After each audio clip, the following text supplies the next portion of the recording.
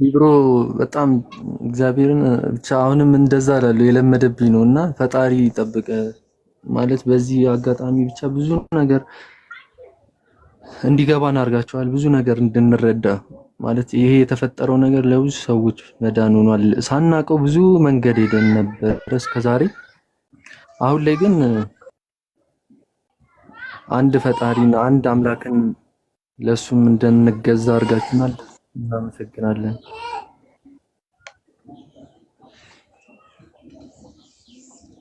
ከላህ ይብሮ እሺ ቀጥሉ ከጀማ ማሻአላህ። እሺ ብቻ አላህ ህጽና። እኔ አሁን ለምን ቤት እንዳልኩ ታውቃላችሁ? እዚህ ጋር ሆነም ባይመጣ በላው ነኝ የምጠቆረው ነኝ። እሺ ሱብሃንአላህ። እሺ ብሮ አላህ ያገዘ ዱአ አድርጉለት ያ ጀማ፣ ዱአ አድርጉለት። አላህ ያገዘው በጣም ብዙ ስራ እየሰራ ነው። ላይክ እኔ ይገርመኛል እዚህ በዚህ ሁለት ሰው ማለት ወደ እስልምና ማምጣት ማለት ሌላ ብቻ እኔ እንዴት እንደምገልጽላችሁ አላውቅም። አንድ ሰው ወደ እስልምና ማምጣቱ ማለት ረሱል ሰለላሁ እንዴት ነው የገለጹት?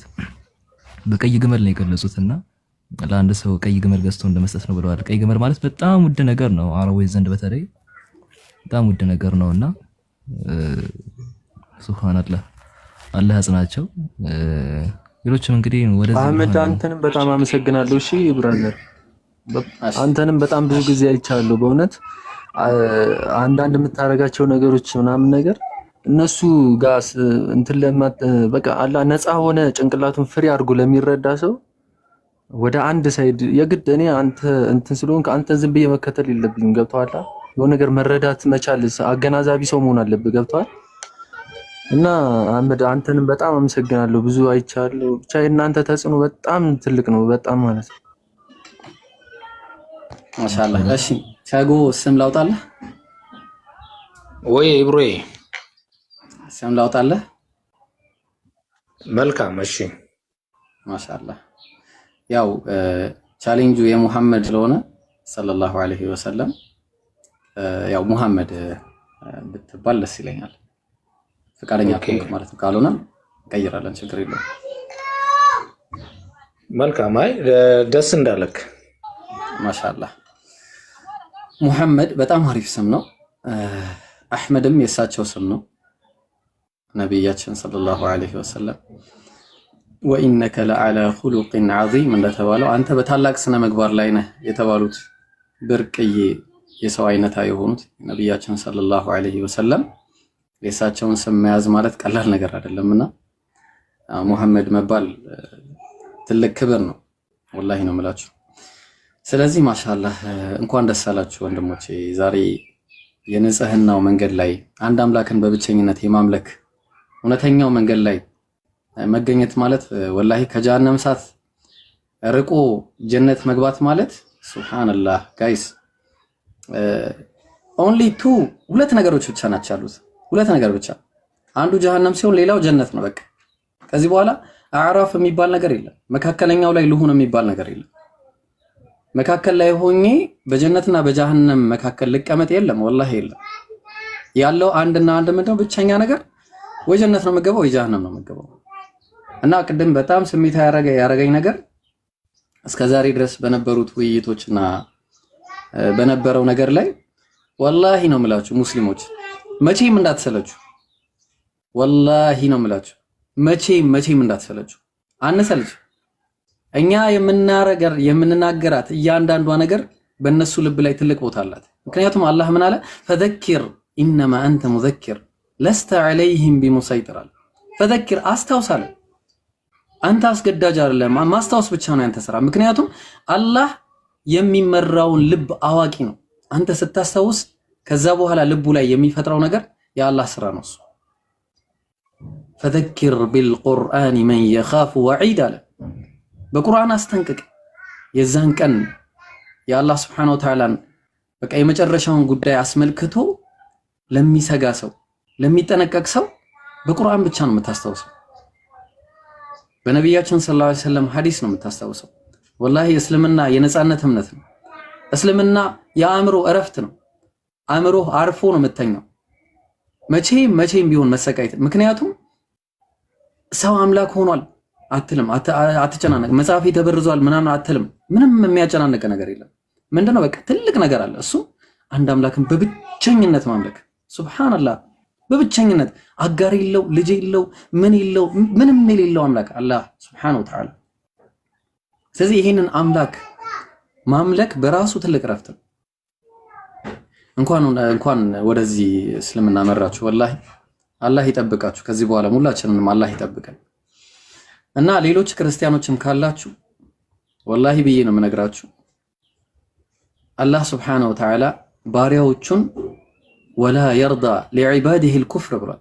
ለባሪያዎቹ ክህደትን አይወድላቸውም ብሏል። ክህደትን አይወድላቸውም። ፈኢን ተሽኩሩ የርደሁ ለኩም አለ። ብታመሰግኑ ይወድላችኋል አለ። ማመስገን ደግሞ እሱን ከማመን ጋር ሲሆን ነቢያችን ሰለላሁ ዐለይሂ ወሰለም የመጨረሻው መልእክተኛ ሆነው መቀበላቸው ማመን ግድ ነው። ምክንያቱም ቅሪቱ ራሱ እንዳለ ግልጽ በሆነ ሁኔታ እያስተማር ነው። እንደምታዩት ነቢያችን ሰለላሁ ዐለይሂ ወሰለም አስመልክቶ ዒሳ ዐለይሂ ሰላም በትንቢት ላይ ሲናገር ምንድን ነው ያለው? ያኔ ማለት ነው ወሙበሽረን ቢረሱልን ያእቲ ሚን በዕዲ እስሙሁ አሕመድ፣ ከኔ በኋላ የሚመጣው ስሙ አሕመድ የተባለ ይመጣል ብሎ የተናገረው አለ። ይህንን ማሟላት አለባችሁ። በአንድ አምላክ እናምናለን የምትሉ ካላችሁ ማለት ነው። ተግባባን። በቁርአን ማመን አለባችሁ። ሙዕጂዛ በሆነው ቁርአን ይህንን ቁርአን አላህ ሲናገር ላ ረይበ ፊሂ በሱ ላይ ምንም አይነት ጥርጥር የለውም። ሁደን ሊልሙተቂን ላ ረይበ ፊሂ ሁደን ሊልሙተቂን ለነዛ ለፈራያን አላህን ለሚጠነቀቁ ሰዎች ምራቻ የሆነ ቁርአን ነው አለ። ወላሂ ምንኛ ይማርካል። ሲቀራ ራሱ ሲሰማ ራሱ ምንኛ ይማርካል። ቁርአን ተአምር እኮ ነው እና በጣም ብዙ ነገር ነው ያለው መንገር ያለብን። ያው ኤኒዌይስ ክርስቲያኖች ነቃ በሉ። ወላሂ መጠየቅ ጀምሩ። አእምሯችሁን ማሰራት ጀምሩ። ቅድም ቦስ ወይ ደግሞ አዲሱ ስሙ መሐመድ እንዳላችሁ ማሰራት ጀምሩ አእምሯችሁ። እስከ መቼ ነው ፍጡር የምታመልኩት? እስከ መቼ ነው በውዝግብ ውስጥ የምትቆዩት? እስከ መቼ ነው ሰዎችን ፈርታችሁ የምትኖሩት? መቼ ነው ሰዎችን መፍራት አቁማችሁ ልባችሁ የሚላችሁን ትክክለኛ የሆነውን ውስጣችሁ ያለውን ትክክለኛውን እምነት መቼ ነው የምትቀበሉት? እስከ መቼ ነው መልስ ሳታገኙ የምትኖሩት? እስከ መቼ ነው መጽሐፉ ይጋጫል እንዴት ነው ይሄ ነገር እያላችሁ አእምሯችሁ የሚያሰላስለው? እስከ መቼ ነው አብ ወልድ መንፈስ ቅዱስ የሚለውን ነገር በባይብል ላይ ሳታገኙ ሶስቱ አንድ ናቸው የሚለውን ነገር ሳታገኙ እስከ መቼ ድረስ ነው የምትቆዩት? ሞት እስከሚመጣ ሞት ከመጣ እኮ ጨረሳችሁ። በቃ ኮንትራታችሁ አለቀ እኮ። በቃ እኮ አለቀ እኮ። ኮንትራታችሁ ተዘጋ ማለት ነው። ምድር ላይ ያላችሁ ነገር ሙሉ በሙሉ ተዘጋ። ያ ሐስረታ ከማለታችሁ በፊት ወይኔ ዋቁጭቴ ከማለታችሁ በፊት ምን አለ እንትናን ጓደኛ አድርጌ ባልያዝኩ ኖሮ በምትሉበት፣ ምን አለ ይሄንን መንገድ ባልተከተልኩኝ መልእክተኛውን ተከትዬ በነበረ በምትሉበት ቀን፣ ይሄንን ከማለታችሁ በፊት ዛሬ ልባችሁ የሚላችሁን የአንድ አምላክን ጎዳና መከተል ይሻላችኋል። ወላሂ ነው የምላችሁ። አላህ ቢያንስ አንድ ቻንስ አለ። ትልቁ ቻንስ ምንድነው? የፈለጋችሁትን ነገር እንኳን ቢሰራ እንኳን ምን አለ ወላ ተሙቱነ ኢላ ወአንቱም ሙስሊሙን፣ ሙስሊሞች ሆናችሁ እንጂ አትሙቱ። ሙስሊም ማለት ጠላት አይደለም። ወላሂ ነው የምላችሁ። ሌላ ነገር አድርጋችሁ አታስቡት፣ ጭራቅ አድርጋችሁ አታስቡት። እስልምና ማለት አንድ አምላክን በብቸኝነት ማምለክ ማለት ነው። አልኢስቲስላሙ ሊላህ፣ ለአላህ እጅ መስጠት። በቃ እጅ ሰጥቻለሁ ብሎ ለአላህ እጅ መስጠት ብቻ ነው የሚጠበቅባችሁ። ማን ነው አላህ? አላህ ማለት የሰማያትና የምድር ሁሉ ፈጣሪ ነው። በመካከላቸው ያለው ፈጣሪ፣ በአንድነቱ ላይ ሁለትነት የሌለበት ጌታ፣ በአንድነቱ ላይ ሶስትነት የሌለበት ጌታ፣ በኃያልነቱ ላይ ድክመት የሌለበት ጌታ፣ በጌትነቱ ላይ ባርነት የሌለበት ጌታ፣ በአድራጊነቱ ላይ ተደራጊነት የሌለበት ጌታ፣ በሰጪነቱ ላይ ነሺ የሌለበት ጌታ። ሱብሃንአላህ ተመልከቱ። በህያውነቱ ላይ ሞት የሌለበት ጌታ ነው እንዴ! በንቁነቱ ላይ እንቅልፍ የሌለበት ጌታ ነው። ይህንን አምላክ ከማምለክ ነው ኑ ስላሴን አምልኩ እያላችሁ የምትጠሩ የትኛው ይበልጣል? እስቲ ለአእምሯችሁ ረፍት ራሱ የትኛው ነው እስቲ የሚበልጥላችሁ? እና ወላሂ ነው የምላችሁ ጊዜ ይረፍዳል፣ ቀን ይመሻል፣ ይነጋል፣ ከዛም እያለ እድሜያችሁም እንደዛ እየጨመረ ነው የሚሄደው። እስከ መቼ አእምሯችሁ ላይ ያለ ልጆች በተለይ ወላሂ ይሄን ልታስቡበት ይገባችኋል። መቼም ነው በቃ ከዚህ ካለፈ አለፈ ነው በቃ። አላህ ምን ይላል በቁርአን ላይ ለተመላሾች ማለት ነው يا عبادي الذين أسرفوا على أنفسهم لا تقنطوا من رحمة الله إن الله يغفر الذنوب جميعا إنه هو الغفور الرحيم. تملكتوا يا عبادي الذين أسرفوا على أنفسهم إن أنت باريوتش يالا بنفسوتشاتشو لاي دنبرن يالفاتشو باريوتش يالي نقرن دنبرن لا تقنطوا من رحمة الله كالله هزنت تسفان أتقرطوا على በቃ እኔ ያል ነገር ሰርቼ እንደው ይቅር ይለኝ ይሆን ወይ እኔ ያው ስላሴን አምላክ ይሁን በቃ ተቀበሉ እስልምና ኑና ተቀበሉ ፈላህ ትወጣላችሁ لا تقنطوا من رحمة الله إنه يغفر الذنوب جميعا እሱ ወንጀልን ሁሉ ማህሪ ነው አለ ሁሉንም ወንጀል ይመራል አላህ ምክንያቱም إنه هو الغفور الرحيم እሱ እጅግ በጣም ሩህሩህና እጅግ በጣም አዛኝ የሆነ ጌታ ነው አላህ Subhanahu Wa Ta'ala እዛ ነው ነቢያት የተላኩት ለምንድን ነው ቁሉ ላ ኢላሃ ኢላላህ ቱፍሊሑ በሉ ከአላህ ውጪ በእውነት የሚገዙት ሌላ አምላክ የለም በሉና መስክሩ ትድናላችሁ የሚል አስተምሮ ነበር ያስተማሩት የትኛውም ነብይ ከአንድ አምላክ ውጪ አልሰበከም ከጊዜ በኋላ የመጣ የሰዎች አስተምሮ እንጂ ማለት ነው ጓባ ስለዚህ ነቢያት ያስተማሩት የትክክለኛው የነቢያት ጎዳና الله من قال ما كان إبراهيم يهوديا ولا نصرانيا ولكن كان حنيفا مسلما وما كان من المشركين ما كان إبراهيم يهوديا إبراهيم يهوداوي كون نبرم مكنياتهم إبراهيم زارون كون ميبالو كيهود كإبراهيم كإسحاق كيعقوب بوالا نو إيه زار راسو يمتو يهودي ميبالو راسو مكنياتهم إبراهيم من نبر انغديوس عند أملاكن بتشا ميعملك نبر أشي ወላ ነስራንየን አለ ክርስቲያንም አልነበረም ምክንያቱም ክርስትና የሚባለው እምነት ኢብራሂም አያውቀውም የክርስቶስ ተከታዮች ናቸው ብሎ ሰዎች ለሰዎች ስም ያወጡት ስም እንጂ በራሱ ዒሳ አለይሂ ሰላም ራሱ ሙስሊም ነበር አልሰበከም እንዲህ ብሎ ከዛ ነው ቀጠለና ወላኪን ካነ ሐኒፈን ሙስሊማ ግን ምን ነበረ ወደ ቀጥተኛው ጎዳና የተዘነበለ ሙስሊም ነበር አለ ሙስሊም ሆኖ ደግሞ ከአጋሪ ነው እንዳትሉ ወማ ካነ ሚነል ሙሽሪኪን ከአጋሪዎችም አልነበረም አለ አላህ ተመልከቱ ነቢያት ምን አይነት አስተምሮ ሲያስተምሩ እንደነበር ማለት ነው ስለዚህ ይሄንን የነቢያት ጎዳና እውነተኛውን አምላክ ወደ ማምለክ በውስጡ ምንም አይነት ችግር የሌለበትን መጽሐፍ መከተል ትልቅ ረፍት ነው አላህ ምን አለ አፈላ የተደበሩን القرآن ቁርአንን አያስተነትኑም ምን ወለው ካነ ሚን عند غير الله ከአላህ ውጪ ቢሆን ኖሮ ይሄ ቁርአን የመጣው ለወጀዱ ፊሂ اختلافا كثيرا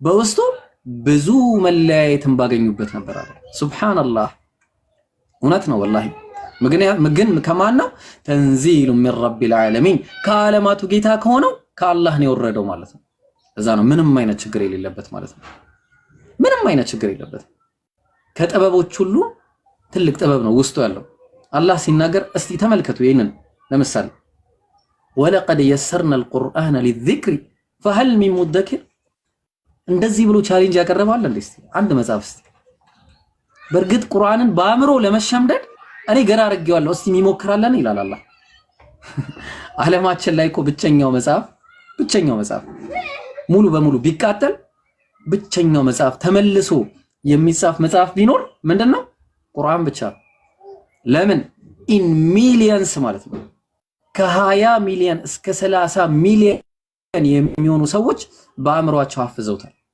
ከ4 ዓመት ህፃን ጀምሮ እስከ ሽማግሌ ድረስ ማለት ነው ይሄ ተአምር ነው ወላሂ ነው የምላችሁ አሁን እዚህ ጋር በጠቅስ እስቲ ሐፊዝ አልቁርአን ስንት አለ ብዬ በጠቅስ ወላሂ ከ900 ምናምን በእርግጠኝነት 100 ምናምን ላገኝ ይችላል በእርግጠኝነት ሊኖር ይችላል ሐፊዝ የሆኑ ማለት ነው ቁርአንን ሙሉ በሙሉ የሸመደዱ ማለት ይሄ ከአላህ ነው አያችሁ ጥበብ እኮ ነው ወላሂ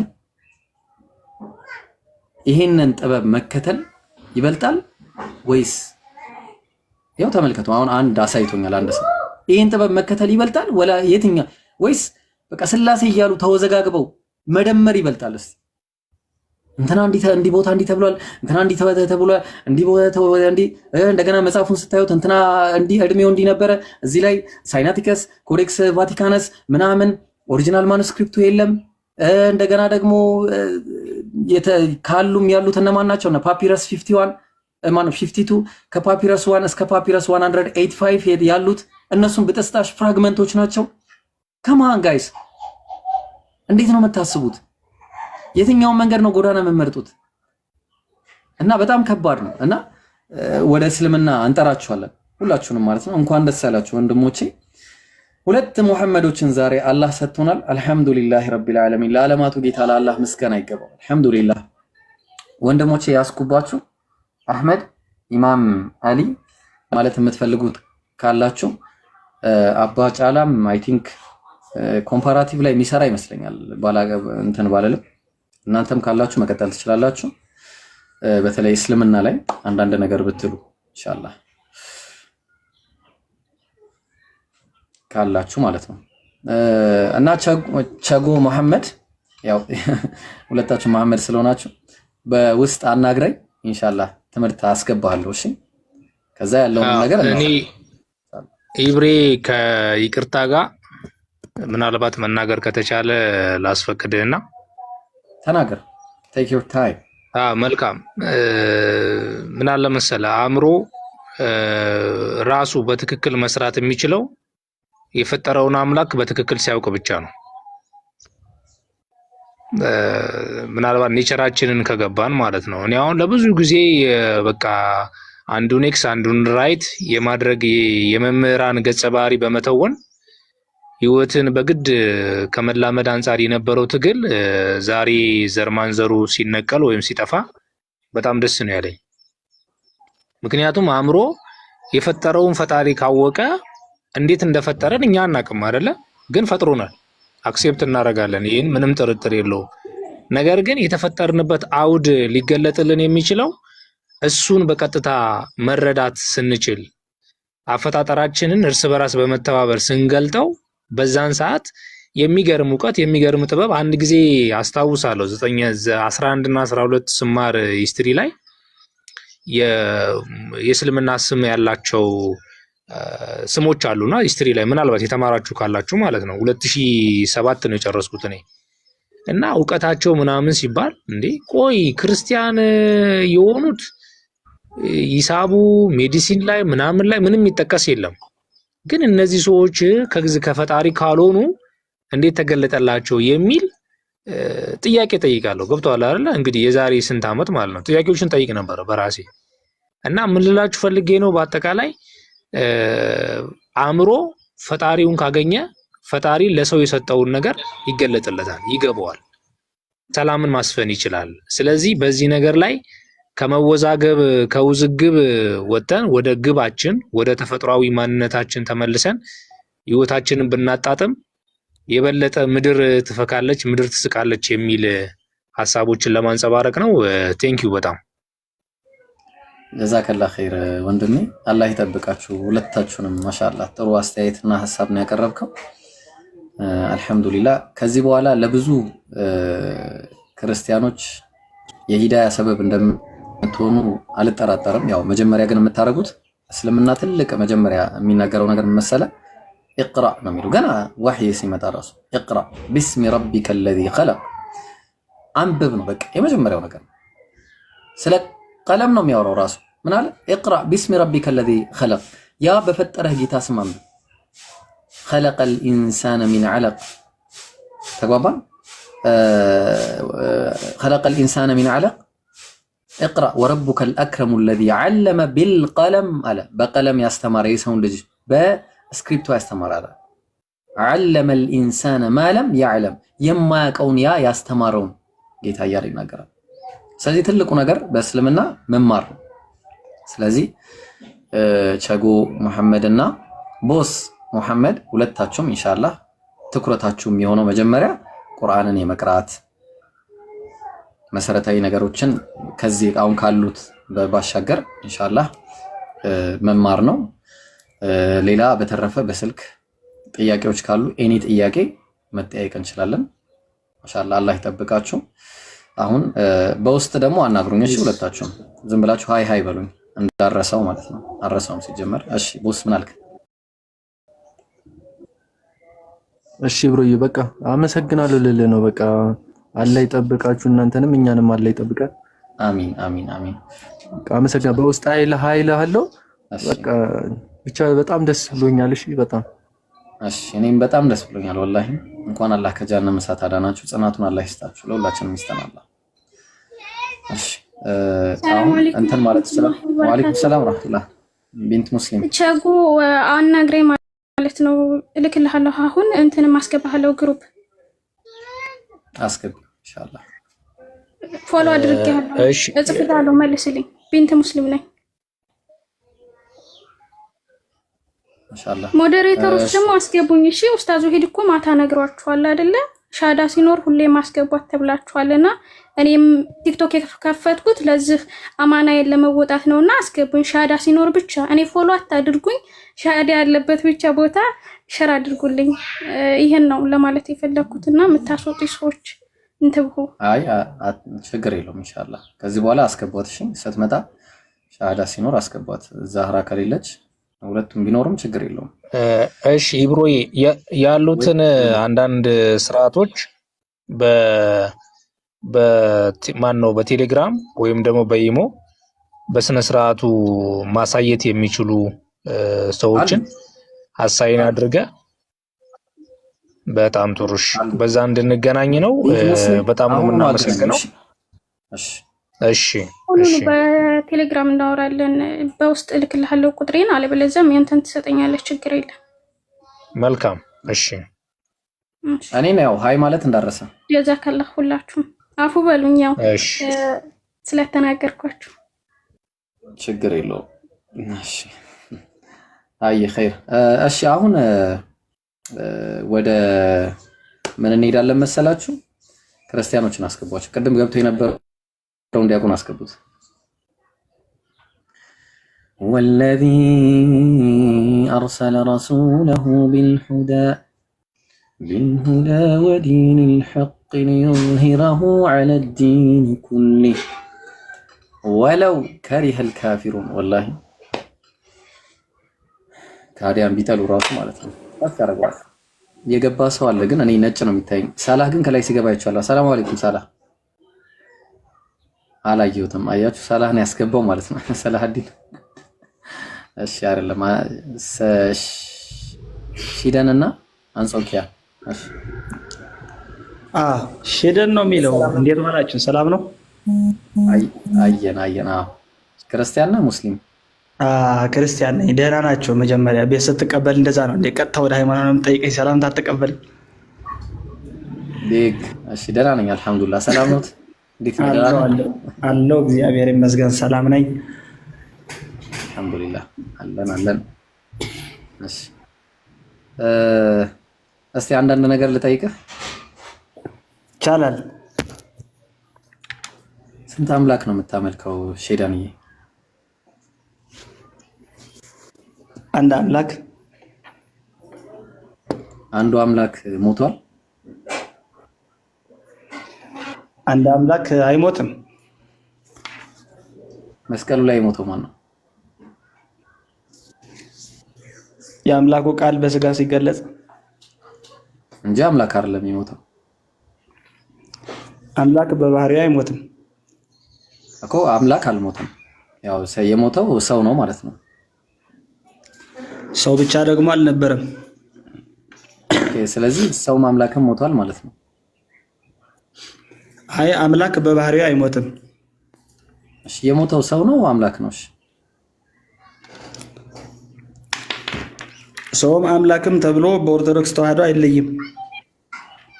የሞተው እሺ የሞተው ምንድን ነው? እሺ ንገረኝ። እሺ ቆይ በቃ ለገላግለ በጥቅስ እናድርገውና እሺ ሐዋርያት ሥራ ምዕራፍ 13 ቁጥር 34 ላይ እንደገናም ወደ በበስበስ እንዳይመለስ ከሙታን አስነሳው አለ። ማን ነው ያስነሳው? ማን ነው የሞተው? አስነሺውስ ማን ነው? ያስነሳው እግዚአብሔር አብ ነው አባቱ። የተነሳውስ ምንድን ነው? ወደ መበስበስ እንዳይመለስ የተነሳው ስጋው የኢየሱስ ክርስቶስ። በጣም ጥሩ። ያ ስጋ ፍጡር ነው ፈጣሪ ነው? ስጋው እሱ ከመንሳቱ በፊት ስጋ ፍጡር ነው። ከመንሳቱ በፊት እሱ ከነሳ በኋላ ፍጡርነቱ ቀረ። ፍጡርነቱ ቀረ ከነሳ በኋላ ፍጡር አይደለም። ከዛ በኋላ ስጋው የሚበላው ምግብ ፍጡር አይደለም። የሚበላው ምግብ መብላት ስለሚችል ነው የሚበላው። ፍጡር ስለሆነ አይበላም። ኦኬ ቆይ ልምጣለህ። ኢየሱስ እየበላና እየጠጣ መጣ ይላል አይደለ መጽሐፉ?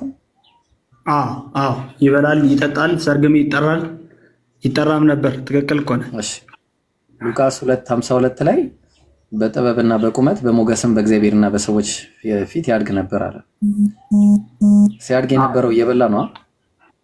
አዎ እያደገ ነበር። እንደ ማንኛውም ዕብራዊ ልጅ፣ እንደ ማንኛውም አይሁዳዊ ልጅ እያደገ ነው ያደገው።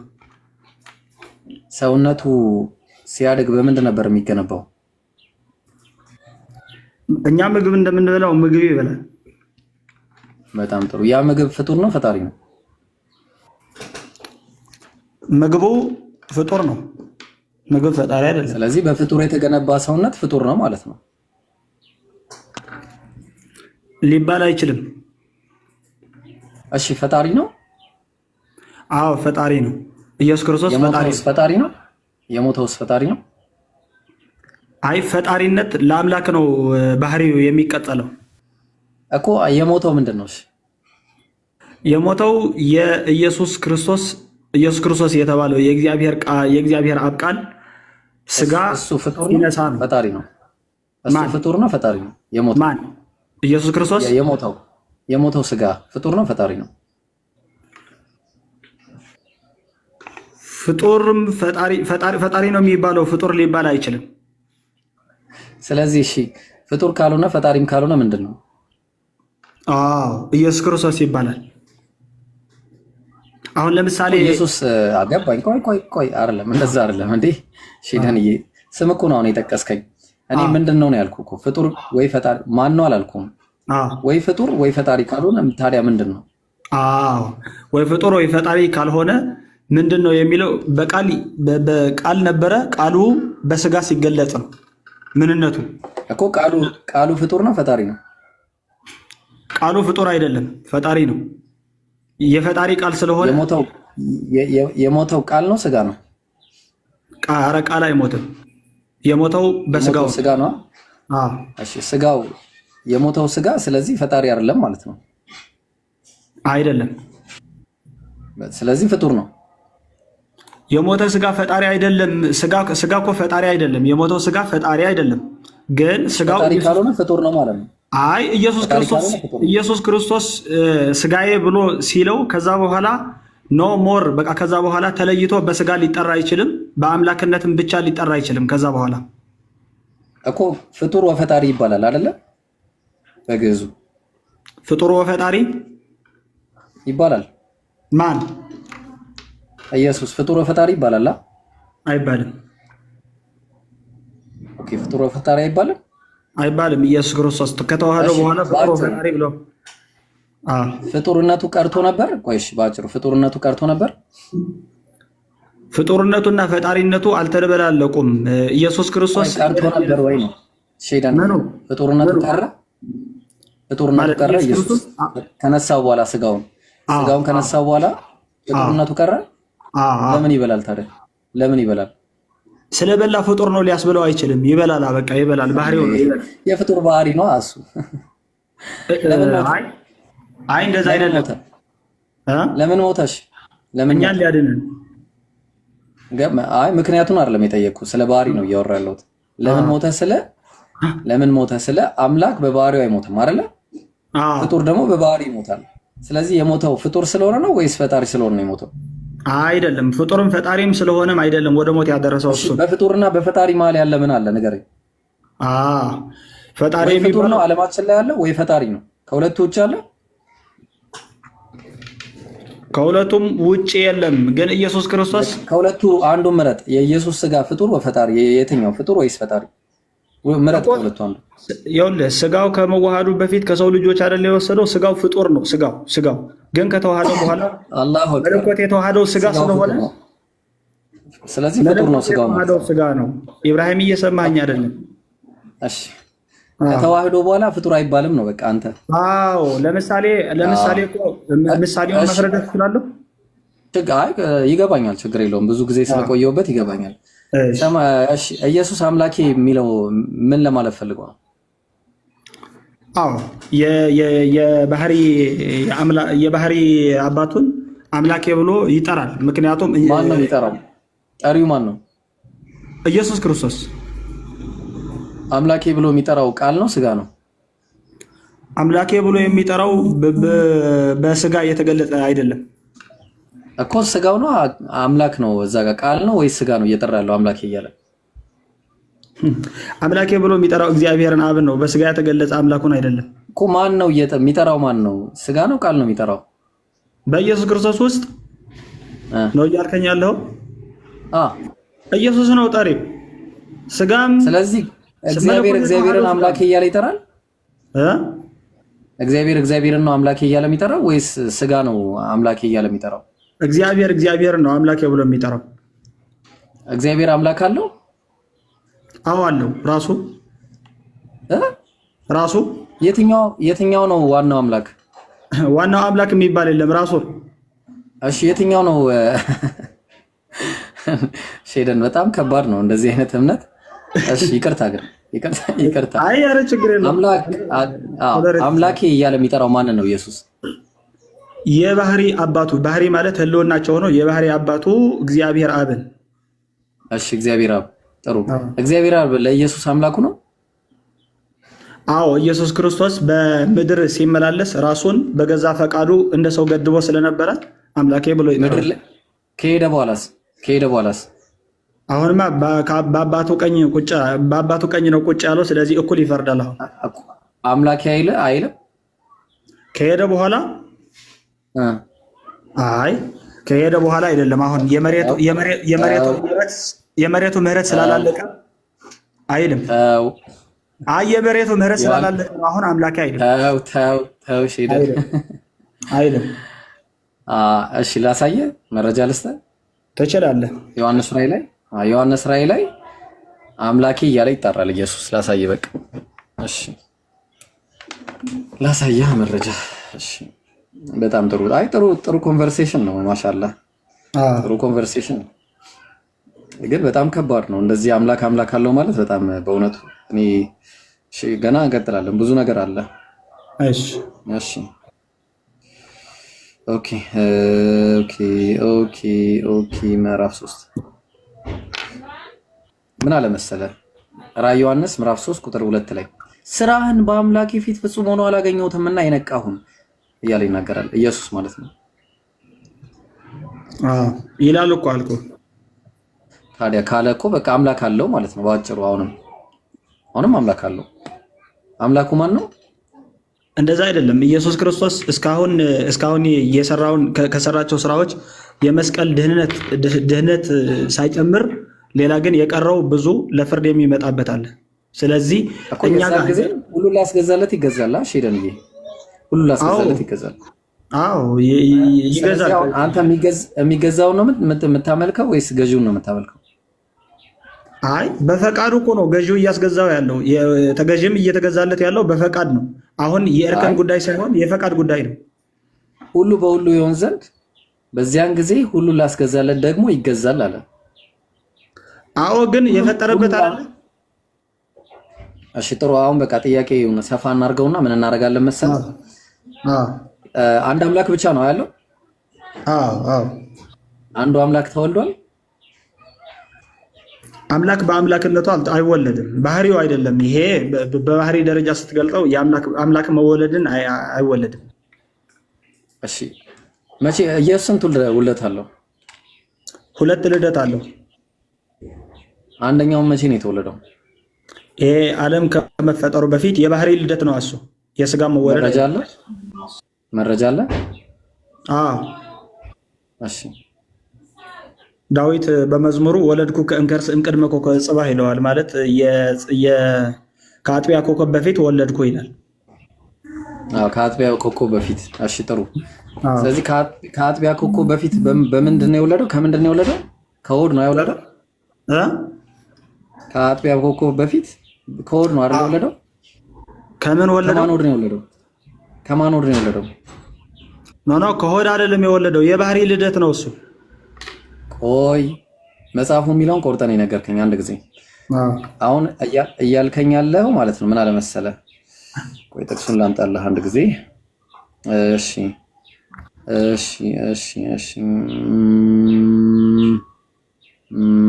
ኦኬ። መዝሙረ ዳዊት ምዕራፍ 110 ቁጥር 3 ላይ ጀዛከላህ ስሚ ከአንተ ጋር ቀድሞ በኃይል ቀን አለ። በምን በኃይል ቀን፣ ከዛስ በቅዱሳን ብርሃን ከአጥቢያ ኮከብ አስቀድሞ ከምን ወለድኩ አለ ሼደንዬ? ከምን ወለድኩ? ከሆድ ወለድኩ ይላል፣ ወይ ደግሞ ከከርስ ይላል። እንግሊዝኛው ደግሞ ውምብ ብለው አስቀምጦታል። ከየትኛው ሆድ ነው እግዚአብሔር የወለደው ኢየሱስ እኮ? እግዚአብሔር ውምብ ስለሌለው የባህሪ ውልደት ነው እኮ አልኩህ። ይሄ ውልደት በጣም ጥሩ። አሁን ችግሩ ምን መሰለ? ሌላ ቦታ ስንሄድ ደግሞ ይሄንኑ ጥቅስ ምን እናደርጋለን መሰለ?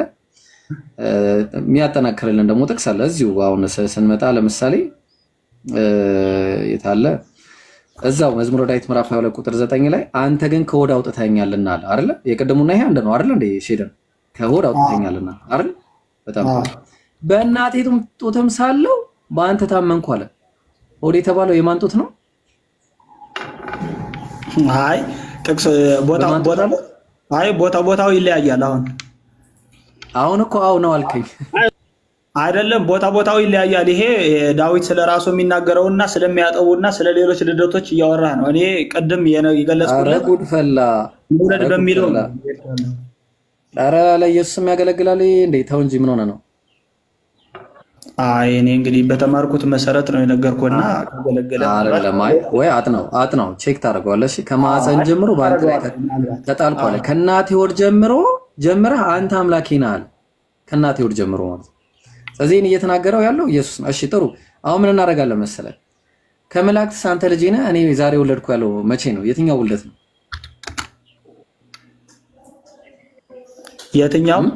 የትኛው ውልደት ነው? አንተ ልጄ ነህ እኔ ዛሬ ወለድኩ ያለው መዝሙረ ዳዊት ላይ ያለው ጥቅስ ይሄ ከኢየሱስ ክርስቶስ ለስፔሻል ዓላማ ሲገለጥ የሚያወራው ነው። ኦኬ ዛሬ የሚለው እሺ ጥሩ። የቅድሙ ጥቅስ ላይ ልመለስ። ስፔሻል ዓላማ ስትል የትኛው ስፔሻል ዓላማ? ያው ፎርኤቨር ነው። በክርስትና እምነት አብ አባቱ ዓለም ሳይፈጠር ነው ወይስ ከማርያም ነው? አይደለም አብ አባቱ ሲሆን ዘላለማዊ ልደት ነው አይደለ? ስለዚህ ዛሬ ወለድኩ የሚለው ለዛቸው ሞመንት ለሚደረገው መቼ ነው? ዓለም ሳይፈጠር ነው። ስለ ዓለም ሳይፈጠር ነው እያወራ ያለው አይደለም። ይሄ ስለ መቼ ነው? ከማርያም ነው? አይ ከማርያምም አልመሰለኝም። እሱ ያልከው ቃል እስኪ ድገምልኝ በደንብ። አዎ ትክክል። አንተ ልጄ ነህ እኔ ዛሬ ወለድኩ አለው። ዛሬ ወልጃለሁ ደግሞ ምን አባቱ ሆኗለሁ እሱም ልጅ ይሆነኛል። አየው ከቶ ያለው ለማን ነው አለ። የዕብራውያን ጻፊ አምጥቶ አስቀምጣ። አሁን ጥያቄው ይሄ ውልደት ዓለም ሳይፈጠር ነው አይደለ? እንደናንተ እምነት። በጣም ጥሩ። ዛሬ የሚለው መቼ ነው? ዛሬ ከፎርኤቨሩ አንዱ ክፍል ነው እኮ ዛሬ የሚባል ነገር አለው። እሺ ጥሩ። ጊዜ መቼ ነው የተፈጠረው? ጊዜ ማለት የእግዚአብሔር ጊዜ ነው የኛ ጊዜ ነው እያወራህ ያለው። እግዚአብሔር ነገርን ሁሉ በጊዜ ውብ አድርጎ ፈጠረው ይላል መክብብ ላይ። አዎ በጊዜው እኮ በጊዜው ውብ አድርጎ ፈጠረው። አዎ ይባላል። ጥሩ። እግዚአብሔር ሁሉንም በጊዜ ውስጥ ነው የፈጠረው? አይ እግዚአብሔር ለራሱ ጊዜ የለውም። ጊዜ ነው፣ የጊዜ ጌታ ነው። ቆይ እግዚአብሔር ነገራትን ሁሉ አሳምሮ የፈጠረው በጊዜ ነው አይደለ? እኮ በየጊዜያቸው ነው ነገሮች የተፈጠሩት፣ ግን ለእግዚአብሔር ለራሱ መኖር ጊዜ የለውም። ጥሩ። ከኢየሱስና ከጊዜ ማን ይበልጣል? ማን ይቀድማል? ኢየሱስ አምላክ እኮ ነው፣ በእግዚአብሔር ዘንድ የነበረ ነው። ለሱ ማን ይቀድማል እኮ ነው ጥያቄው ባጭሩ። ለሱ ምንም ጊዜ የለውም። ይቀድመዋል ሳይሆን ጊዜ የለውም እኮ። አሁን ማን ይቀድማል ባጭሩ እኮ? ሲቀድመው እኮ ሲኖር ነው። የለውም። እሺ ጥሩ። ዛሬ ወለድኩ ያለው መቼ ነው? አዎ ዛሬ ወለድኩ ያለው እኮ ነገርኩ። ዛሬ ከፎርኤቨር አንድ ክፍል ነው። በቃ ስፔሲፊክ አንድ ክፍል መሆኑን የሚናገር ነገር የለም ወዳጄ። ይኸውልህ ዛሬ የሚለው ቃል የሆነ ቀን አለው፣ ጊዜ አለው፣ ሰርቴን ፖይንት አለው። ዛሬ እኮ ከሚሄደው ፎርኤቨር አንዷ ክፍል ነች፣ ፓርት ነች እኮ። ትክክል ነህ። ዛሬ የሚለው ቃል እኮ ዛሬ እሺ ጥሩ። ከዛሬና ከአብ የትኛው ይቀድማል? ጭራሽ ለአብ ዛሬ አይቀጸልም። በቃ ለአብም ለኢየሱስም ዛሬ የሚባለው አይቀጸልላቸውም። ለነሱ ይሄ ለማን ነው ያለው? አንተ ልጄ ነህ እኔ ዛሬ ወለድኩ ያለው መቼ ነው? ማን ነው ባዩ? አብ ነው። እሺ ዛሬ የወለደውስ ማንን ነው? ልጁን ነው። ከአብና ከወልድ ማን ይበልጣል? አብ በመውለድ ወልድ በመወለድ የትኛው ነው ቀዳሚ? ምንም ቀዳሚ ተከታይ የሌላቸውም። ሲዋለዱ ነው ሲወልደው አባቴ ሲለው ልጄ ሲለው ነው የሚኖሩት። እስሚዞ ሰላት ደረሰብኝ። ቀጥለሽ። ሰላም አለይኩም ወራህመቱላሂ ወበረካቱ። ወአለይኩም ሰላም ወራህመቱላሂ ወበረካቱ። ቅድም እያልከ የነበረው እንትን አለ መዝሙረ ዳዊት 110 ቁጥር 3 ላይ ከምንድነው ግዕዙ የሚለው? ወለድኩ ምንድነው የሚለው? እምቅድመ ከርሰ ምናምን ነው ገራ? ወለድኩ ከእምከርስ እምቅድመ ኮከበ ጽባህ። ከርስ ማለት ነው። ከርስ ማለት በቃ ሰውነት ማለት ነው። ኧረ ተው፣ የምን ሰውነት ነው? ሰውነት ማለት ነው ማለት ሰው መሆን ማለት ሳይሆን ሰው ማለት መሆን ሳይሆን ይሄ እኛ ተክለ ሰውነት ቁመና ምናምን የምንለው የለም። ማህፀን ማለት ነው አይደል? አዎ ማህፀን ማለት ነው። እና እግዚአብሔር ከማህፀን የወለደው ማንን ነው? ለምሳሌ ገላትያ ላይ አይተኸው ከሆነ ከሴት የተወለደው ልጁን ላከ ይላል። ከማህፀን የወለደው ሲል ከሴት የወለደው ሲል እግዚአብሔር ከራሱ ሴትነት ነው፣ እሱ ሴትነት አለው ማለት ይቅርታ ለቃሌ ግን እንድንግባባ ነው። ከሴት የወለደው ሲል ገላትያ ላይ ከሴት የወለደው ልጁ ይላል ላከ ይላል። ከሴት የወለደው ሲል እግዚአብሔር ሴትነትነት አለው ወይስ ማርያምን ነው ሴት የሚለው? አይ ይሄ ከሴት ሲወለድ ኢየሱስ ክርስቶስ ከማርያም ብቻ ነው እኮ ነው። ማህፀን ሲልስ መዝሙረ ዳዊት 110 ላይ ምን ይላል? ካንተ ጋራ ከቀድሞ ኃይል ቀን አለ። በኃይልህ ቀን፣ የኃይል ቀን መቼ ነው የሚለውን ደግሞ ብንመለከተው ራሱ ጥሩ ነው። የኃይሉ ቀን መቼ ነው? በዛ በኃይሉ ቀን ለኃይሉ ቀን በቅዱሳን ብርሃን በአጥቢያ ኮከብ አስቀድሞ ከሆድ ወይም ደግሞ ከማህፀን ወለድኩ ይላል። ማህፀን እያለ ያለው ማንን ነው ስትል መዝሙረ ዳዊት ምዕራፍ 22 ላይ ስትመለከተው እዛው ላይ ማለት ነው። መዝሙረ ዳዊት በሌላኛው ቦታው ላይ እንደዚህ ይላል፣ አንተ ግን ከሆድ አውጥተኸኛልና አለ። ከሆድ አለ። ከማን ሆድ ነው ያወጣው? እዛ ጋር ከማህፀን አለ። ከማህፀን ወለድኩ ወይም ከሆድ ወለድኩ አለ። እዚህ ጋር ደግሞ ከሆድ አውጥተኸኛልና አለ። ከማን ሆድ ነው ያወጣው? በነገራችን ላይ ሆድ ያለው ሁሉ ማህፀን የለውም አይደል? እኔ አምላክ ማህፀን አለው ብዬ አላምንም። ግን አንተ ለአምላክ ማህፀን የሚለውን ከተጠቀምክ ዛትስ ሮንግ። ኖ በጣም አደገኛ ነገር ነው እኮ አላልኩም እኔ። ለዛ እኮ ነው ከሆድ የወለድኩ ይላል እንጂ እና ግዕዙ እኮ ወለድኩ ከርሰ ቅድመ ኮከብ ይላል አይደል? ከርስ የሚለው ማህፀን ነው። እንግሊዘኛው ውምብ ይላል። ውምብ ማለት ማህፀን ማለት ነው። እዛ ጋር አሁን ምንድነው መሰለ አሁን ፖይንቴ እንዲገባ ማለት ነው ወዳጄ መዝሙረ ዳዊት ምዕራፍ 22 ቁጥር 9 ላይ አንተ ግን ከሆድ አውጥተኸኛልና አለ። ከሆድ አውጥተኸኝ ቅድም እናልኩ ከሴት የተወለደው ልጁን አለ። ከሴት የወለደውናል ከሴት ምንድነው ገላትያ ያለ የሚጠቀመው ቃል አለና አሁን መዝሙረ ዳዊት ምዕራፍ 22 ቁጥር 9 ላይ አንተ ግን ከሆድ አውጥተኸኛል አለ። ከምን ሆድ ነው ያወጣው? ማለት ከማን ነው? ሆድ የሚለው ማንን ነው የሚጠቁመው? ሆድ እኮ ሆድ ነው እንግዲህ። ግን የእግዚአብሔር ሆድ አለው የለውም እኛ አላየነውም። ግን ወለድኩ ነው። እኔ እንደዛ አላልኩም። እግዚአብሔርን ነው የሚጠቁመው ሆድ የሚለው። አዎ እሱ ራሱ ነው። ወለድኩ እኮ ነው የሚለው። ወለድኩ ነው የሚል እንጂ አስወለድኩ አይለውም። አዎ ተመልከት። ቀጥልና ምን ይላል መሰለክ? አስወለድኩ አይደለም። ቆይ ጥቅሱ ቀጥሎ ምን ይላል መሰለ? አንተ ግን ከሆድ አውጥተኸኛልና ካለ በኋላ ምን ይላል? ከእናቴ ሆድ አለ። ከምን ከእናቴ ሆድ ይላል። ቀጥሎ ጀምረህ አንተ አምላኬ ነህ አለ። አይተሃል? ሆድ እያለ ያለው አንተ ወደ እግዚአብሔር ነው የሚመለሰው ትላለህ። ነገር ግን እንደዛ አይደለም። ከማህፀን ለምሳሌ ገላትያን ምዕራፍ 4 ቁጥር 4 ላይ የዘመኑ ፍጻሜ በደረሰ ጊዜ እግዚአብሔር ከሴት የተወለደውን ልጁን ላከ አለ። ከሴት የተወለደው ሲል ሴት የሚለው ወደ እግዚአብሔር ነው የሚመለሰው ወደ ማርያም? እግዚአብሔር በሴት አይገለጽም።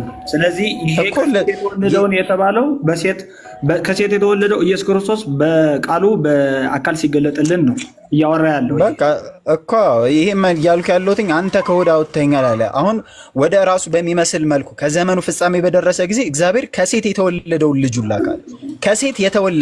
ከሴት የተወለደውን ልጁን ሲል ከራሱ የወለደው ከራሱ ሴትነት አይቶ ይቅር፣ ቃሉ ከባድ ነው። ግን አሁንም በተመሳሳይ መዝሙረ ዳዊት ምዕራፍ 110 ቁጥር 3 ላይ ወለድኩ ከእመ ከርሰ ቀድመ ኮከብ ብሎ ሲል ከርስ የሚለው የሚጠቀመው ለአምላክ አይደለም፣ ወይም ማህፀን የሚለው እየተጠቀመ ያለው ለአምላክ ሳይሆን ለማርያም ነው። ከማርያም ከእናቱ ማህፀን ውስጥ እንዳወጣው ነው የሚናገረው። ምክንያቱም ገላትያ ያለ በተመሳሳይ ከሴት የተወለደውን ልጁን ይላል።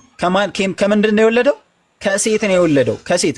ከማርያም ነው የወለደው እንጂ እግዚአብሔር ወለደው የሚል ነገር የለውም። መዝሙረ ዳዊት ምዕራፍ 22 ቁጥር 9 ላይ ስትመለከተው አንተ ግን ከሆድ አውጥተኸኛልና ከእናቴ ሆድ ጀምረህ አንተ አምላኬ ነህ። ከሆድ አውጥተኸኛል። እግዚአብሔር ከምን ሆድ ነው ያወጣው ስትል ከእናቱ ሆድ ነው፣ ከእናቱ ከማርያም ሆድ ነው ያወጣው እንጂ ከእግዚአብሔር ሆድ ብሎ እየጠቆመ አይደለም። አዎ፣ በነገራችን ላይ አሁን ትምህርቱን ከፈለከው በትክክለኛ ትርጉሙን ከፈለከው ይሄ ወለድኩ ከእምከርስ እምቅድመ ኮከበ ጽባህ ማለት ነገርኩ ስፔሻል ዴይ ሲግኒፊካንት ዴይ ነው። አዲስ ኪዳን የኃይል ቀን አይደለም። ቆይ እነግርሃለሁ። ማዳኑን የሰራበት የኃይል ቀን ተብሎ አልተገለጠም። ቆይ ማለት የመጀመሪያውን ልጨርስልህ ብዬ ነው። የመጀመሪያውን ስጨርስልህ ያ ቀን ዛሬ ወለድኩ ከእምከርስ እምቅድመ ኮከበ ጽባህ የሚለው ያ ስፔሻል ቀን ኮሮኔሽን ደይ ብለን ነው። በእኛ ምንድን ነው የንግስና ቀኑ ማለት ኮንቬንሽናሊ ወይም ደግሞ በውክልና ደረጃ ኢየሱስ ክርስቶስ እግዚአብሔር አብ ኢየሱስ ክርስቶስን ሲናገረው ማለት ልጄ ይህ ነው የምወደው ልጄ ይህ ነው ብሎ ውክልና ለእኛ ሲሰጠን የሚያሳይ ነው እንጂ ከማህፀኑ ወለድኩ ሲለው አሁን ልክ መጽሐፍ ጋር ስንተረጉመው ሲጠመቅ ነው አይደለም። ያማ ልጄ ነው ብሎ ነው የመሰከረው። የተወለደውን ልጁ ልጄ ብሎ ነው የመሰከረው። አረ የዛ ላይ እንኳን በጣም የሚገርምህን ምን እንደሚል ታውቃለህ? ጥቅሱን እንኳን አስተውለህ ካየው ሉቃስ ወንጌል ላይ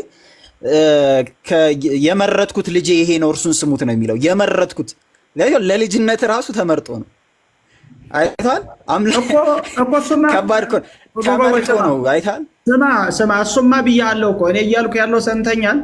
ለልጅነቱ ለእግዚአብሔር ልጅነት የተመረጠ ይኸውልህ ያ እያልክ ያለው በነገራችን ላይ ኢየሱስ ክርስቶስ እስካሁን ሰዎች ነቢያት ናቸው ምናምን ናቸው ተብለው ከተጠሩት እግዚአብሔር ልጄ ነው ብሎ የሚለው ልጄ የእግዚአብሔር ልጅነት የሚባለው ይሄ ምንድን ነው የሚባለው? ይሄ ቢንግ ሳን ኦፍ ጋድ ማለት በእኛ ወደ እግዚአብሔር መቅረብ ወይም ደግሞ የእግዚአብሔር ልጆች ተብለን መጠራታችን ከሰይጣን መራቃችን ነው እንጂ የሚያመለክተው እግዚአብሔር እኔ ወለድኩት የሚል የለም። ወለድኩት አይባልም።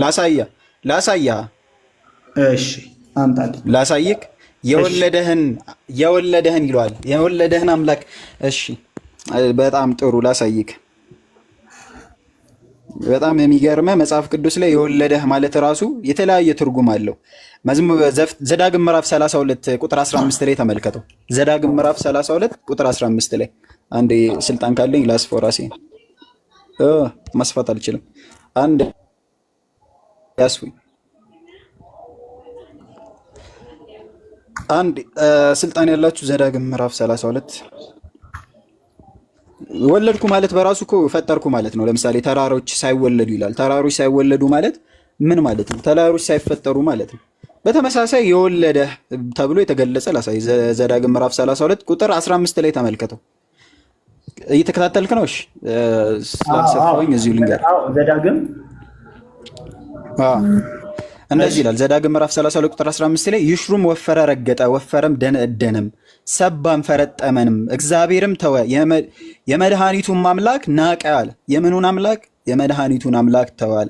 በሌሎች አማልክት አስቀኑት፣ በእርኩሰታቸውም አስቆጡት፣ እግዚአብሔርን ላልሆኑ አጋንንት ለማያውቋቸውም አማልክት በቅርብ ጊዜ ለነሱ ለአዲሶቹ አባቶቻቸው ላላፈሩባቸው አማልክት ሰው የወለደህን አምላክ ተውክ፣ ያሳደገህን እግዚአብሔር ረሳህ ይላል።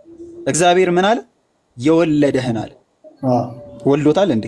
ይሽሩን አልወለደውም ይሄ እና ይላል ወለደ ይላል ቃል በቃል የተባለ የለም አላልክም? የወለደህ ማለት ምን ማለት ነው? የፈጠረህ ማለት ነው። እዛው ጥቅስ ላይ በጣም በሚገርምህ የወለደህ የሚለውን እንዴት ተለዋዋጭ አድርጎ ሲያመጣ ስትመለከተው 6 ላይ ወረድ ብለህ ተመልከተው።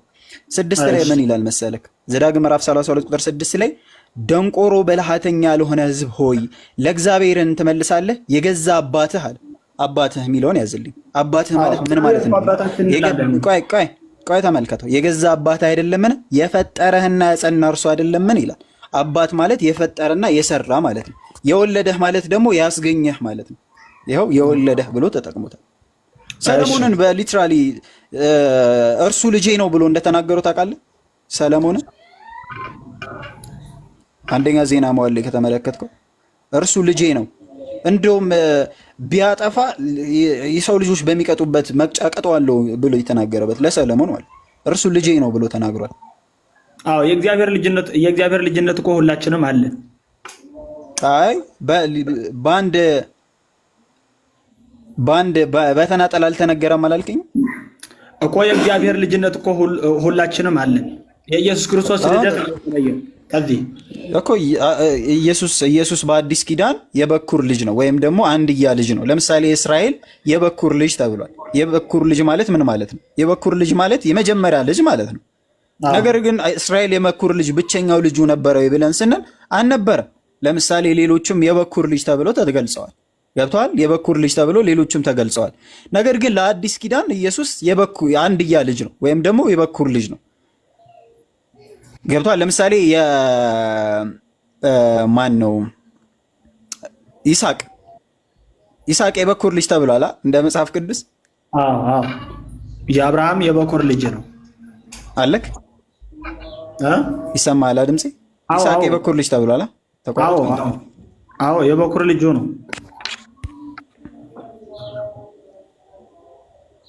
ሄሎ ይሰማኛል? ኦኬ ተቋርጬ ነበር። ይስሐቅ የበኩር ልጅ ተብሏል አይደል? አዎ ተብሏል። የበኩር ልጅ ነው ግን እኔ ለአብርሃም እስማኤል ልጁ አልነበረም? እስማኤል የበኩር ልጅ ነበር። ነገር ግን ይስሐቅ ከኋላ የመጣው የበኩር ልጅ ተብሏል። እሱ የበኩር ልጅ መባሉ ሌላ ልጅ ያለመኖር ማሳያ ካልሆነ በአዲስ ኪዳን ኢየሱስ የበኩር ልጅ ተብሏል። በእሱ ደግሞ ባመንክ ቅጽበት ከእግዚአብሔር ትወለዳለህ ይላል። አንደኛ ዮሐንስ ወንጌል ምዕራፍ 1 ቁጥር 10 ስንት ላይ ነው ከተመለከትከው? ከስጋና ከውሃ ከስጋና ከደም አልተወለዳችሁም ከመንፈስ ተወልዳችኋል ይላል። ምን በለው? በማመናችሁ በኢየሱስ በማመናችሁ ልክ የእግዚአብሔር ልጅ ነው ብለህ ባመንክ ቁጥር አንተም ከስጋና ከደም ሳይሆን ተወልደሃል ይላል። ከእግዚአብሔር ተወልደሃል ይላል። እኔ አንድ ጥያቄ ልጠይቅህ። ምኑን ጠይቀኝ። እግዚአብሔር ቃሉን ይፈጥራል? ቆይ አንዴ ጥቅሱን ላሳይህ። ዮሐንስ ወንጌል ምዕራፍ 1 ቁጥር 12 ላይ የተቀበሉት ሁሉ ግን በስሙ ለሚያምኑ ለእርሱም እግዚአብሔር ልጆች የሆኑ ዘንድ ስልጣንን ሰጣቸዋል። እርሱም ከእግዚአብሔር የተወለደ እንጂ አንዴ ነገር አንዴ እኔ ጋር ማዛናል።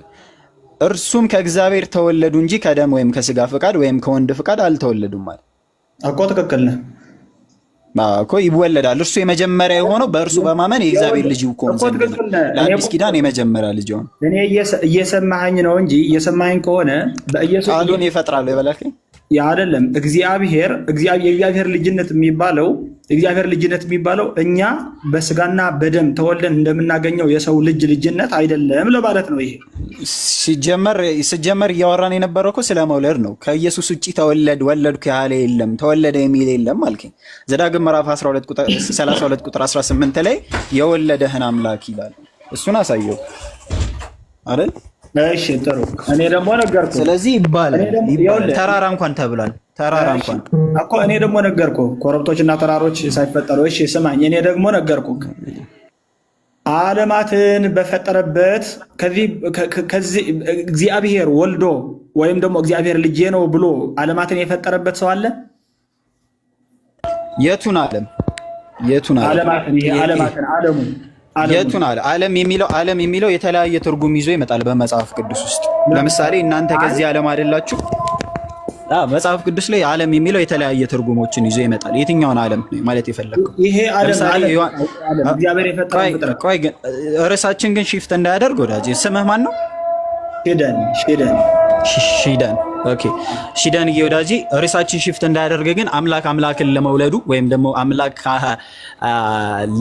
እንደ እርሱ አይነት ተመሳሳይ አምላክን ለመውለዱ ማስረጃ ከመጽሐፍ ቅዱስ ቅድም እያሳየን የነበረው ከሴት ስለመወለዱ ወይም ደግሞ ከማህፀን ስለመወለዱ አምላክ ኢየሱስን ከማህፀን እንዲወለድ ስለማድረጉ ነው የሚናገረው እንጂ አምላክን ለመውለዱ ማስረጃ እስካሁን አላመጣም። ዮሐንስ ምዕራፍ 1 ነው። ቀጥ ያለ እኮ ነው ነገርኩ። ዮሐንስ ወንጌል ምዕራፍ 1 ላይ አምላክ ለመውለዱን አይናገርም። ግን እሺ አንድ ጥያቄ ልጠይቅህ ሺደንዬ፣ አንድ ጥያቄ ብቻ። እግዚአብሔር አብ እግዚአብሔር ወልድ ልኮታል አይደል?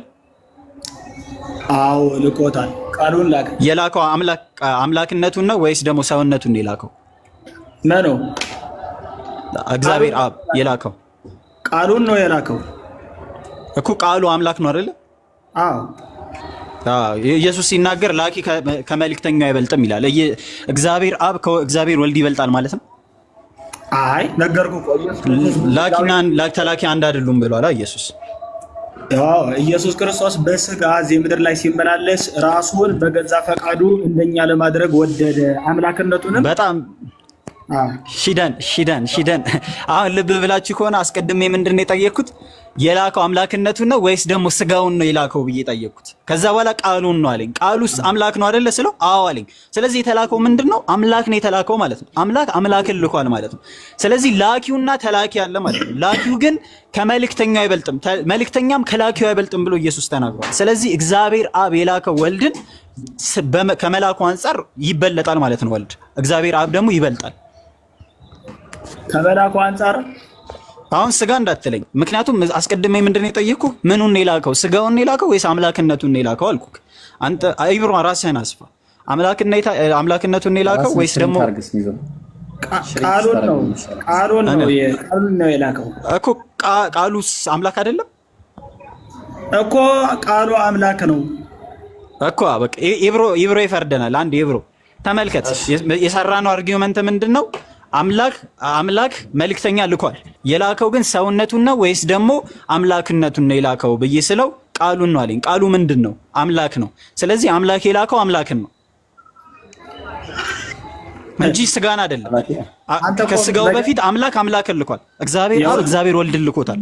ይኸውልህ አንተ እያደረክ ያለው ቆይ ስማኝ። አንተ እያደረክ ያለው ኢየሱስ ክርስቶስ ብለህ መጥራት ስትጀምር አምላክነቱ ከአባቱ ዘንድ የባህሪ አባት ኢየሱስን እኔ ኢየሱስ አላልኩም። እስካሁን ኢየሱስ አላልኩም። ወልድ ነው ያልኩት። የፈለከው ባህሪ አምላክነትን ሁለት ማድረግ እንዴት ማድረግ አልችልም። አንዴ አንዴ የራስህን ንካና የሽሪንክ ምልክት አለች አይደል? ወይስ ሞዴሬተር አለ እንዴ? ነኝ። ኦኬ አገኘሁት። እሺ ሺደን ምንድነው መሰለህ፣ እኔ ኢየሱስ ብዬ አልጠየኩም። ማን ያሰፋው? እሱን ደግሞ እኔ አሰፋችሁ። አይ እሺ የራስህን ሽሪንክ ወዳጄ ምንድነው መሰለህ እያልኩ ያለሁት እኔ ኢየሱስ ብዬ አልጠየቅኩም። ኢየሱስ ስጋ ስለመሆኑ ነው። እኔ አስቀድሜ ራሱ ስጠይቅህ ምንድነው እግዚአብሔር አብ የላከው ስጋን ነው ወይም ነው ስጋ ኢየሱስ የለብሶት የመጣውን ስጋውን የላከው ወይስ ደግሞ ስጋውን ብቻ አይደለም አምላክነቱን ልኳል ብዬ ስጠይቅህ ቃሉን ልኳል አልከኝ። ቃሉ ማለት ስጋውን አይደለም እያልኩ ያለሁት። አሁን ኢየሱስ በስጋ የሚለው ኮንሰፕት እዚህ ጋር እናስወጣዋለን። እግዚአብሔር አብ፣ ወልድ፣ መንፈስ ቅዱስ የሚባሉ ሶስት አካላቶች አሉ። ከነዚህ ሶስት አካላቶች መካከል እግዚአብሔር አብ እግዚአብሔር ወልድን ልኮታል ብለህ ታምናለህ? ቃሉን ላከ። ቃሉ ደግሞ እኔ ቃሉን ቶ ወልድ እግዚአብሔር ወልድ እኮ ቃሉ ነው የእግዚአብሔር አብ እኮ። በቃ ለምን ታጣመዋለህ? እኔ ጠየቅኩን ብቻ መልስልኛ። ሺደንዬ ምንድን ነው መሰለህ፣ እኔ እግዚአብሔር አብ እግዚአብሔር ወልዱን ልኳል ወይ ብዬ ስልክ ቃሉ ወልድ ነው ብለህ ካመንክ ኦልሬዲ አሁን ነው ማለት ያለብህ። ለምን ወደ ሌላ ቦታ ትሄዳለህ? እግዚአብሔር አብ እግዚአብሔር ወልድን ልኮታል ብለህ ታምናለህ? አዎ ላኪ ከመልእክተኛው ይበልጣል? አይበልጥም። የተላከው ቃሉ ስለሆነ ቃሉ ከላኪው አይበልጥም፣ ከላኪውም አያንስም። አለቀ እኮ። ይህ አርጊውመንት በቃ ሲጀመር ምንድን ነው መሰለህ? ቆይ አንዴ ድምፅ የተቆራርጠው ነበር። እግዚአብሔር አብ እግዚአብሔር ወልድ ልኮታል ብለህ ካመንክ ላኪ ከመልእክተኛው ይበልጣል ወይ? እኔ እግዚአብሔርነቱን ላከ ስትል እግዚአብሔርነቱ ከእግዚአብሔርነቱ ይበልጣል ወይ አይባልም። እኔ አላልኩም። ላኪና ይቃም እያለ ነው። ላኪና ተላኪ የሚባሉ አሉ። ከላኪና ተላኪዎች መካከል ኢየሱስ ሲናገር ላኪ ከመልእክተኛው አይበልጥም፣ ተላኪም ከመልእክተኛው አይበልጥም ብሏል። ስለዚህ እግዚአብሔር አብ ከእግዚአብሔር ወልድ ይበልጣል ማለት ነው። እግዚአብሔር አብ እግዚአብሔር ወልድን ከላከው ማለት ነው።